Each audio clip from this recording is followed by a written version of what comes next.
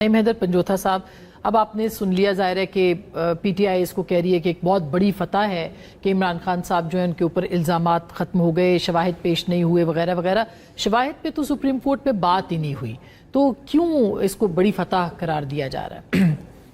بہت شکریہ معصومہ، آپ نے موقع دیا۔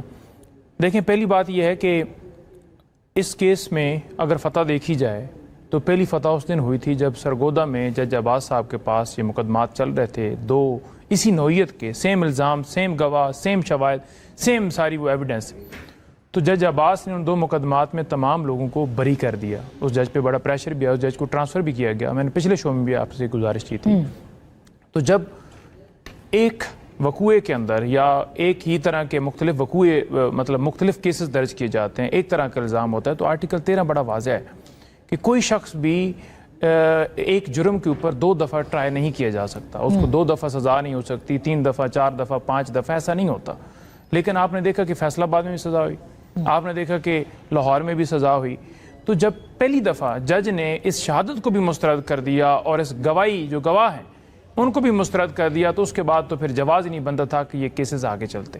نمبر 1۔ نمبر 2، جب آج سپریم کورٹ کے اندر یہ بات ہو رہی تھی تو ہم دیکھ رہے تھے، میں ادھر موجود تھا، کہ ججز صاحبان یہ کہہ رہے تھے کہ ہم میرٹ کے اوپر بات نہیں کرنا چاہتے، اور آپ میرٹ کی طرف نہ جائیے۔ وہ کیوں کہہ رہے تھے؟ وہ اس لیے کہہ رہے تھے کیونکہ انہیں پتہ تھا کہ میرٹ کے اوپر اگر بات ہوگی، ہم کوئی چیز آپ سے مانگیں گے کہ ثبوت دے دیں، کیسے آپ اس کو ثابت کرتے ہیں، کیسے کوئی ایویڈنس آپ کے پاس ہے، عمران خان کا کوئی ویڈیو، آڈیو میسج یا کوئی ایسی چیز، تو اس بنیاد کے اوپر تو پھر آپ کے اس ٹرائل کے اوپر افیکٹ ہوگا، اور ہم نہیں چاہتے کہ آپ کے ٹرائل کے اوپر افیکٹ ہو۔ یہ بار بار پراسیکیوٹر کو بتایا جا رہا تھا۔ اگر پراسیکیوٹر ضد کرتے اور کہتے کہ جی نہیں آپ ہم سے پوچھیں جو پوچھنا چاہتے ہیں، ضمانت کے کیسز میں ایسا ہوتا ہی جی ہوتا نہیں ہے، تو پھر آپ ان سے بھی پوچھئے نا، جو chief justice Lahore high court کی ہیں، جنہوں نے میرٹس کو چھیڑا ہے، جنہوں نے ریمارکس دیے ہیں اور ٹرائل کے اوپر اثر انداز ہوئی ہیں اور پھر جا کر سزائیں ہوئی ہیں ہمارے لوگوں کو، تو وہاں بھی روکیے۔ اگر وہاں نہیں روکا گیا، ان کے فیصلے کو غلط تو نہیں قرار دیا؟ نہیں، ان کے فیصلے کو غلط ہی قرار دیا گیا کہ سازش جو ہے اس بنیاد کے اوپر یہ سارا معاملہ،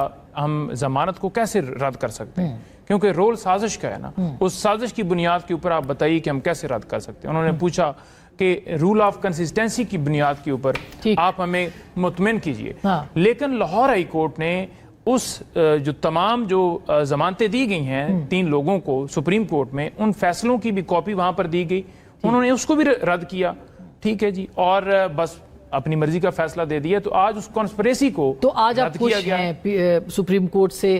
یا آفریدی صاحب آج آپ کے ہیرو ہیں اور آپ مطمئن ہیں کہ بہت اچھا ہوا؟ دیکھیں، کوئی اگر جج انصاف کرتا ہے نا تو یقیناً اس پہ خوشی ہوتی ہے، اور کوئی جج انصاف، دیکھیں نا، یہ ٹرائل سے ہوتے ہوئے سپریم کورٹ کے اندر بیلز کیوں آئیں؟ اس کی نوبت ہی نہیں آنی چاہیے تھی۔ اب اس فیصلے کے اندر لکھا ہوا ہے کہ مزید سکروٹنی ہوگی، مزید شواہد دیکھے جائیں گے، ٹھیک ہے جی، اور ٹرائل ڈیسائیڈ کرے گی۔ تو شواہد تو سارے سرگودا جج نے دیکھ لیے، اور انہوں نے نہیں، الزام کیا ہے؟ سازش ہے کہ آپ نے کانسپریسی کی ہے، زمان پارک میں کی ہے یا آپ نے چکری کی ہے۔